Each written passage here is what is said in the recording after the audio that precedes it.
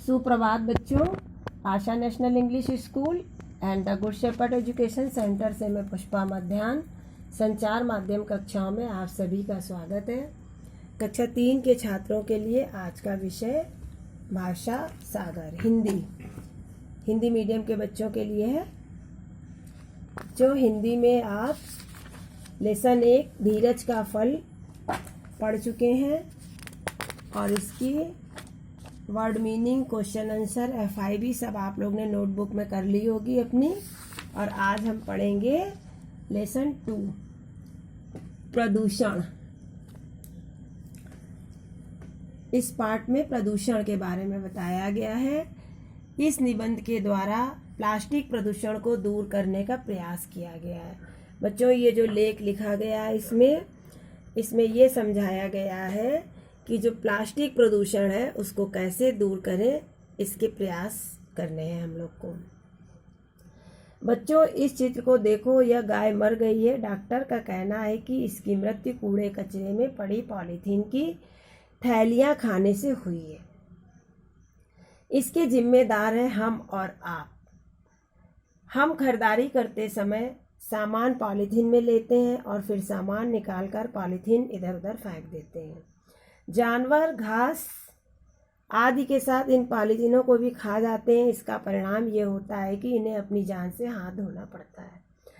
बच्चों, आप और हम मार्केट जाते हैं, कुछ सामान लेके आते हैं, सब्जी है, दाल है, चीनी है, कुछ भी ज़रूरत का अपना सामान लेते हैं। वो हमको ऐसी प्लास्टिक की थैली में मिलता है। वो हम लेके आते हैं, अपना सामान निकाल लेते हैं। उसके बाद इस प्लास्टिक की थैली को घर के बाहर फेंक देते हैं। कभी कभी इसमें कचरा भर के डाल देते हैं, कभी कोई खाने की चीज़ जो रखी होती बची वो डाल के फेंक देते हैं। तो वो सड़क पे जो हम फेंकते हैं, वो हमारे यहाँ जो जानवर इधर उधर से निकलते हैं, जैसे गाय है, भैंस है, कुत्ता है, कोई भी जानवर वो निकलता है तो वो उसको कचरे को खाता है। उसके साथ साथ वो पॉलीथीन भी खा लेता है, जो कि उसके लिए बहुत ही नुकसानदायक होती है। ठीक, तो ये होता है, हम और आप पन्नी लाते हैं ये वाली बाजार से, तो यही परिणाम होता है कि इन्हें अपनी जान से हाथ धोना पड़ता है। प्लास्टिक की पॉलीथीन कभी प्राकृतिक रूप से नष्ट नहीं होती है। यह हमारे स्वास्थ्य के लिए बहुत हानिकारक है और पर्यावरण प्रदूषण का सबसे प्रमुख कारण है। प्लास्टिक प्रदूषण की समस्या आज के युग में एक विशाल समस्या बन चुकी है। बच्चों, यहाँ बताया गया है पॉलीथीन कभी प्राकृतिक रूप से नष्ट नहीं होती है। प्लास्टिक की पन्नी जैसे हम फेंकते हैं, 8 दिन के बाद भी वो वैसी ही हमें मिलती है। और यदि कागज वगैरह होता है तो वो गल जाता है, कूड़ा कचरा सड़ जाता है और पन्नी वैसी की वैसी होती है, वो नष्ट नहीं होती है। ठीक, प्लास्टिक प्रदूषण की समस्या आज के युग में विशाल समस्या बन गई, बहुत बड़ी समस्या बन गई है। आज छोटी से लेकर बड़ी वस्तुएं प्लास्टिक की थैलियों में उपलब्ध होती हैं।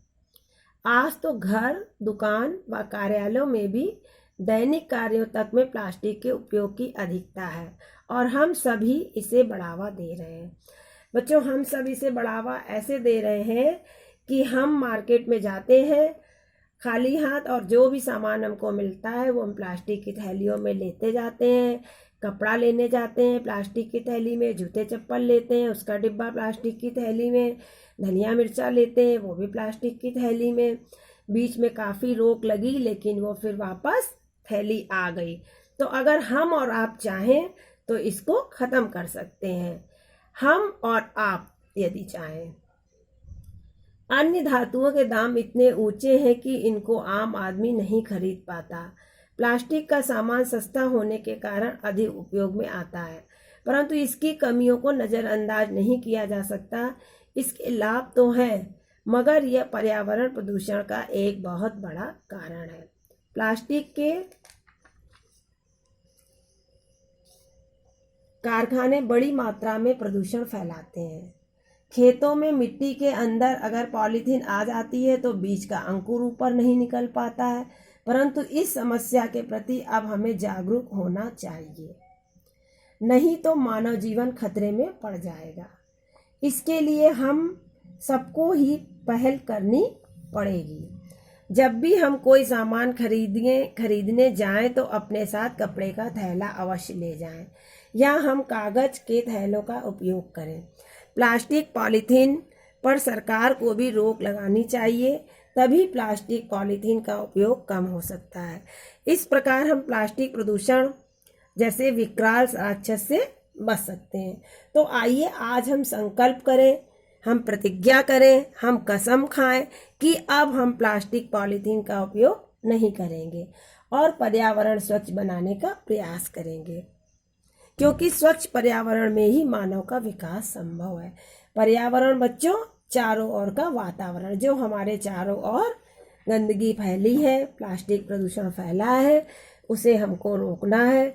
जब हम शुरुआत करेंगे तो सामने वाला करेगा। यदि हम कहें वो नहीं कर रहा मैं क्यों करूं, वो नहीं कर रहा मैं क्यों करूं, तो कोई नहीं कर पाएगा। हम और आप पहले पहल करेंगे तो आगे सब लोग पहल करेंगे। देखिए ये प्लास्टिक की कितनी थैलियां यहाँ फैली हुई पड़ी हैं। ये फिर जब खेतों में जाती है, जैसे ये पौधा है यहाँ पर आ गई तो इसको बड़ा करने में अंकुर ऊपर नहीं निकल पाता है और ये समस्या हो जाती है। इसलिए हम लोगों को जागरूक होना है और इसको ख़त्म करना है। ठीक है, आप घर से कहीं मार्केट जाइए तो अपने घर से कपड़े का झोला ले जाइए, जो भी सामान लेना है आप उसमें डाल के ले आइए। ठीक है, अब देखिए बच्चों, आप लोगों को नोटबुक में अपनी हिंदी की लेसन 2 डाल के शब्द अर्थ लिख करके ये शब्द अर्थ अपने घर में लिखने हैं।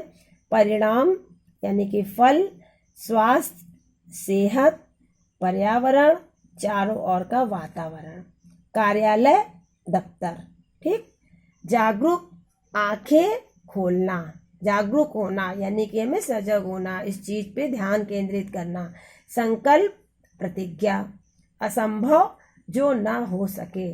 बच्चों हम लोग इसको संभव कर सकते हैं, प्लास्टिक की पॉलीथीन को रोक सकते हैं। अब इसके जो आगे के प्रश्न उत्तर है, खाली जगह है और विलोम है, ये हम लोग अगली बार करेंगे। ठीक है बच्चों, आप लोग इस पे ध्यान दीजिएगा, अपने मम्मी से, अपने रिश्तेदारों से, सबसे कहिएगा कि प्लास्टिक की थैली घर पे ना लेके आए। ठीक है, ओके।